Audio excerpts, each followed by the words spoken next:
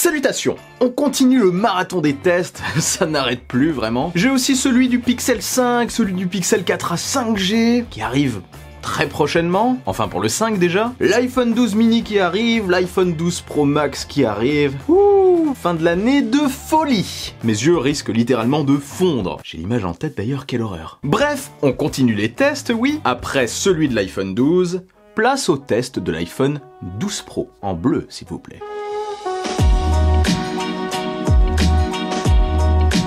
Le vrai problème de l'iPhone 12 Pro en fait, c'est l'iPhone 12. Parce que oui, je vous envoie vers le test de l'iPhone 12 que je mets dans la description de cette vidéo, mais il a vraiment tout d'un pro, au point même de faire de l'ombre ce modèle Pro. Et pour appuyer encore plus ça, comme vous allez pouvoir le constater pendant ce test de l'iPhone 12 Pro Max, eh bien mes arguments vont fortement se rapprocher de ceux de l'iPhone 12. Et c'est ça le souci. Alors commençons comme toujours par le design de l'appareil. L'iPhone 12 Pro, c'est un iPhone 12 avec des finitions plus premium. Le tour de l'appareil est droit, comme sur les nouveaux iPad Air et iPad Pro. Forme plate qu'on n'a pas vue depuis l'iPhone SE premier du nom, oui. Ici, le tour est en acier brillant, poli. Ça prend pas mal les traces de doigts, en quelques secondes même, mais après vous le protégerez probablement. Je trouve les bords droits bien plus agréables pour la prise en main et ça accentue le sentiment de finesse des bordures autour de l'écran. On continue le petit tour de l'appareil. Sur la tranche droite, on retrouve le bouton Power, sur la tranche gauche, le bouton pour mute le son, les deux boutons de volume, plus et moins, et le tiroir carte SIM compatible 5G, l'une des nouveautés de cette année. C'est bien pour la longévité du produit. Sur la tranche supérieure maintenant, eh bien, il n'y a tout simplement rien de marquant. Et sur la tranche inférieure, c'est plus intéressant, on a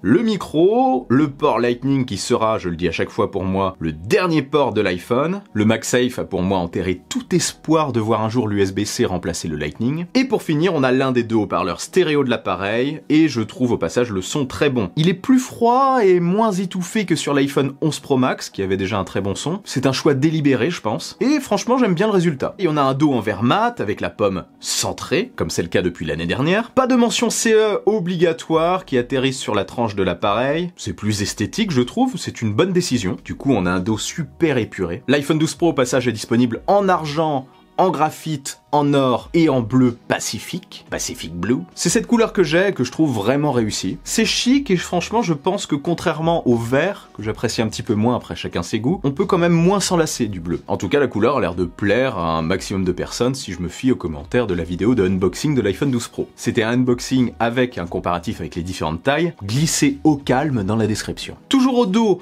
en haut se trouve un bloc photo carré, très similaire à celui des pros de l'année dernière. Cette partie du bloc en vert est brillante et non mat comme le reste. C'est l'inverse de l'iPhone 12 qui lui a un dos en vert brillant et un bloc photo mat. Perso je préfère le dos mat, c'est beaucoup plus agréable au toucher, ça prend moins les traces de doigts et c'est très esthétique. Enfin, c'est mon avis. Dans ce bloc photo se trouve un capteur principal et un ultra grand angle de 12 mégapixels, comme sur l'iPhone 12 en fait, mais le Pro a en plus un téléobjectif de 12 mégapixels qui lui apporte un zoom x2 de meilleure qualité. Apple parle en effet sur son site d'un x4, mais ils partent de l'ultra grand angle. Ne vous y trompez pas, c'est en fait tout simplement un x2. Bon, je parle de la photo un peu plus tard dans la vidéo. Dans ce bloc photo se trouve aussi un flash, un peu plus grand qu'avant je trouve, un micro et un scanner LiDAR. Ce scanner apporte une plus grande précision dans la mise au point et les photos de portraits nocturnes apparemment. Et il offre aussi beaucoup plus de précision dans la réalité augmentée. Clairement, la différence avec les solutions sans LiDAR est énorme. C'est assez impressionnant même. Oui, je sais, on n'a pas aujourd'hui énormément d'applications réelles de cette technologie, mais ça va venir. Probablement avec AirTag lorsqu'il sortira en 2048. Et forcément avec les lunettes de réalité augmentée qui arriveront d'ici peut-être 2 siècles. Plus sérieusement, le LiDAR a vraiment du potentiel. Mais je doute qu'aujourd'hui ce soit un critère de choix fondamental pour les utilisateurs. Et c'est aussi ça le problème. Il faut qu'Apple se bouge un peu et montre beaucoup plus d'applications pour ce procédé. Des choses concrètes, autres que des jeux et des trucs pour l'éducation. Faut y aller là. De face maintenant, on a toujours l'encoche qui renferme Face ID, le système de reconnaissance faciale d'Apple. Comme je l'ai dit dans l'autre vidéo, ce système est super efficace et pour moi cette solution est la plus agréable pour oublier le déverrouillage. Cependant, la crise sanitaire fait qu'on porte des masques et ça change totalement la donne. Apple aurait peut-être dû ajouter un lecteur d'empreintes sous l'écran ou sur le bouton Power comme on l'a vu sur les iPad Air pour rendre la sécurité de l'iPhone plus efficace dans n'importe quelle situation. Dommage. Dans l'encoche, on a aussi un capteur photo de 12 mégapixels, comme sur l'iPhone 12 en fait. L'écran en façade fait 6,1 pouces et est plus lumineux que sur l'iPhone 12. C'est en réalité bridé sur le 12 côté logiciel apparemment.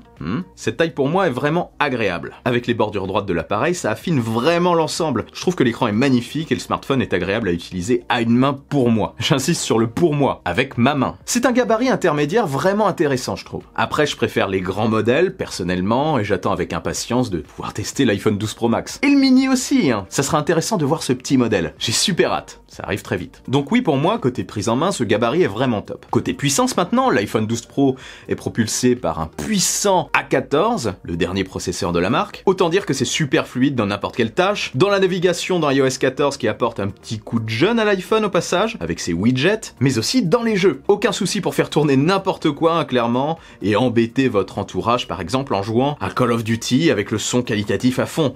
Non, je ne fais pas ça. Franchement, si vous voulez du fluide partout, vous serez servi. Et en plus, l'écran suit, et ce malgré son taux de rafraîchissement classique, il n'a pas de 90 ou de 120 Hz, qui d'ailleurs aurait été un facteur plutôt intéressant. Mettre ça juste sur les modèles Pro, ça aurait été très intéressant pour faire une véritable différence entre le 12 et le 12 Pro, différence qui reste quand même assez minime aujourd'hui comme je le disais. Les gens auraient plus fait le distinguo entre les deux. C'est peut-être le détail manquant. Parce que oui, côté photo et vidéo, pour un utilisateur classique, super transition, hein, il n'y a pas trop de différence. Avec le capteur classique et l'ultra grand angle, franchement, bon courage pour faire la différence entre les photos de l'iPhone 12 Pro et de l'iPhone 12. Après, les photos de manière générale restent très bonnes, très naturelles et détaillées de jour.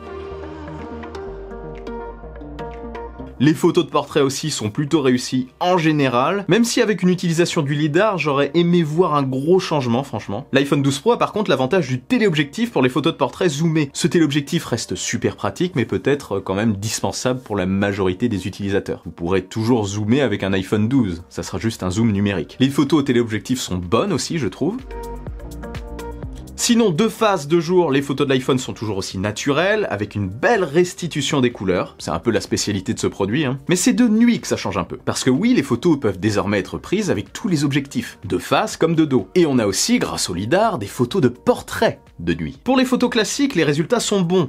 C'est ce qu'on attend d'un modèle haut de gamme. Après, ce n'est pas non plus bluffant. C'est devenu normal maintenant les photos de nuit sur le marché. J'ai par contre bien aimé les photos de portrait de nuit qui offrent une plus-value au produit, je trouve. Ça rend bien, franchement, ça change. Après, je n'ai malheureusement pas pu aller dans des zones plus propices, avec une lumière spéciale, pour exploiter vraiment ça, pour faire de beaux clichés nocturnes. Mais quand je pourrai, je vous partagerai ça bien sûr sur les réseaux sociaux. Probablement d'ailleurs avec l'iPhone 12 Pro Max, que je garderai personnellement, et qui devrait apporter aussi un peu plus de qualité sur les photos nocturnes. On verra. Petite note aussi, les photos du 12 Pro et du 12 Pro Max auront le format Apple Pro RAW prochainement. Je ne sais pas quand, mais prochainement. Un avantage certain qui offrira plus de possibilités de retouche, plus de précision pour les photographes exigeants. Et je sais pas pourquoi je mets des guillemets. Exigeants. Non, exigeants tout court. Côté vidéo maintenant, là je trouve que le téléobjectif offre un peu plus de polyvalence à l'iPhone 12 Pro forcément. On a plus de possibilités du coup.